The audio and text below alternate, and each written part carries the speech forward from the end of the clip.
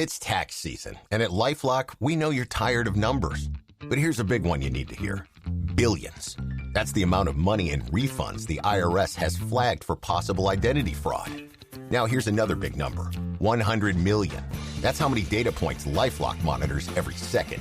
If your identity is stolen, we'll fix it guaranteed. One last big number. Save up to 40% your first year. Visit LifeLock.com/podcast for the threats you can't control. Terms apply.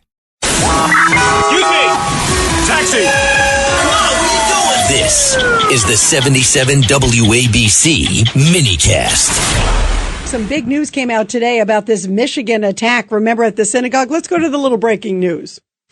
Breaking news, WABC. And joining us now to talk about some of these new revelations that just came out with the suspect tied to Hezbollah is former law enforcement expert. He is still now, but he's a former FBI supervisory special agent, long time there with the FBI, and a great analyst. And we love him. Also a Fox News analyst too, as well. And also, he's our mayor. He's a mayor. I knew you were going to put that in there, Judge. I knew it. Mr. Mayor James Gagliano, it's great to have you.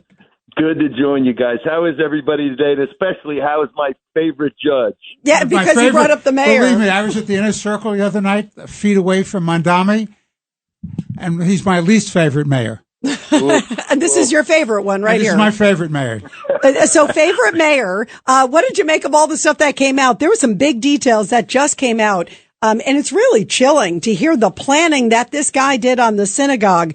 Big press conference that just happened where he was texting his sister in the parking lot, first of all, planning for weeks and weeks and weeks. And then he's texting his sister, I'm just about to go in and do a mass attack in the name of Allah. I mean, this is scary. Yeah, and that's where family members move out of the innocent realm and become not necessarily co-conspirators, but knew of this depraved attack before it was going to happen. And it's shameful. And look, we know this individual, Ayman Ghazali, was from Lebanon. And remember, just a few weeks ago, in the span of 2 weeks, we had 4 jihadi-inspired attacks. We had the shooting in Austin that I believe killed 3 people by naturalized U.S. citizens from Sierra Leone. We had the 2 teenagers who were the children of naturalized citizens in Pennsylvania that threw the bombs that blessedly did not explode in front of Gracie Mansion as part of a counter-protest. And then we had the ODU, the Old Dominion University shooting, where a decorated ROTC colonel was killed in front of his students, and then leading up to the West Bloomfield attack that blessedly, again, this bomb maker wasn't exactly Carlos the Jackal with that level of sophistication, and there was just a minor injury on a security guard at the largest Jewish congregation in Michigan. Yeah, you look at all these things and read it happened across a span of 2 weeks. And if we get complacent, and have a lack of vigilance, we are going to see more of these. And remember, as I always say, the good guys have to get it right every single time. The bad guys only have to get it right once. Yeah, absolutely. The judge has a question for you, Mr. Mayor. So, Mr. Mayor, over the weekend they had these demonstrations worldwide, the so-called No Kings demonstration, and there are reports that there's foreign money funding these events. What can you tell us about this?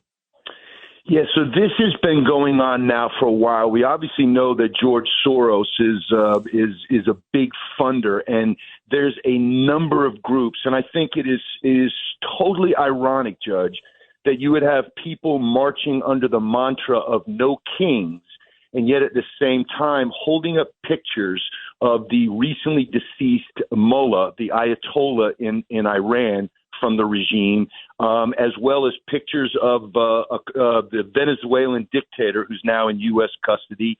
And that is the irony here, is you've got the Democratic Socialists of America and people like the Communist Party of America that are funding these things and supporting these things. You see their flags waved out there. Now, you see one dopey Confederate flag that some, idiot flies, during the January 6th protest and incursion into the Capitol in January 6th. And that's all you see. And that's all you heard about from the media. But in this instance, you have a lot of these shadowy groups and a lot of these groups that are about subversion. And I'll close with this. In 1958, J. Edgar Hoover, the first FBI director, wrote a book called Masters of Deceit.